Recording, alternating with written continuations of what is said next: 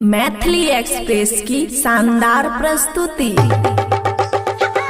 छोरी हट हट हट छोरी हट हट दिल तोड़ देलही भातार खोज लेलही डीजे सुमित सतीश रैमा भातार खोज लेलही गे भातार खोज लेलही गे खुशी रिकॉर्डिंग स्टूडियो बलुआ। छोरी हट हट हट छोरी हट हट हट छोरी हट हट दिल तोड़ देलही भातार खोज लेलही गे छोरी हट हट दिल तोड़ देलही भातार खोज लेलही गे अब तोरा में ऊ नहीं रहल अब तोरा में ऊ नहीं रहल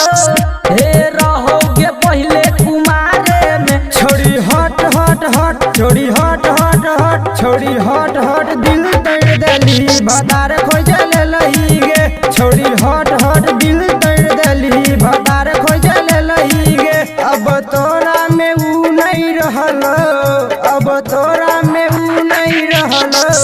हेगे रहोगे पहले कुमारे में छोरी हट हट हट छोरी हट हट हट छोरी हट हट दिल तोड़ देलही भातार खोज लेलही गे छोरी हट हट दिल तोड़ देलही भातार खोज लेलही गे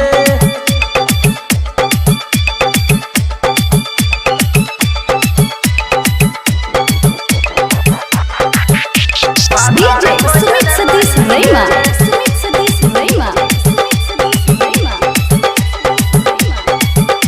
भातार खोज लेलही गे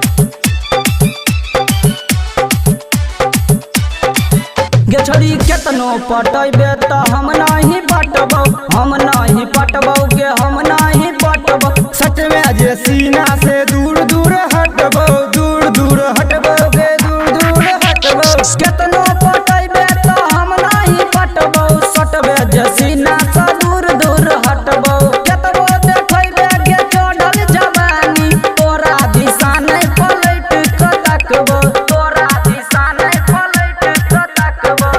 छोरी हट हट हट छोरी हट हट हट छोरी हट हट दिल तोड़ देली भातार खोज लेलही गे छोरी हट हट दिल तोड़ देली भातार खोज लेलही गे अब तोरा में ऊ नहीं रहल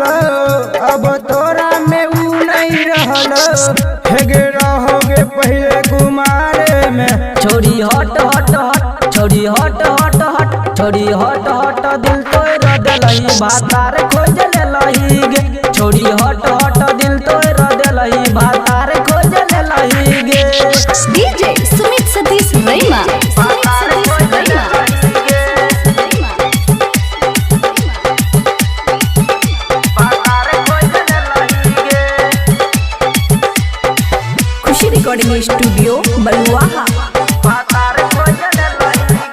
गे गे रही कुमार जहिया छलो दोसर बतिया छलो दोसर बतिया गे छलो दोसर बतिया गायक सबीन तोड़ देलको नतिया तोड़ देलको नतिया गे तोड़ देलको नतिया राइटर शंकर सब बात जनै छो हमरे संगे तू बिताबै छले रतिया गायक लिलिंदा सब बात जानै छौ हमरे संगे तू बिताबै छले रतिया हमरे संगे तू बिताबै छले रतिया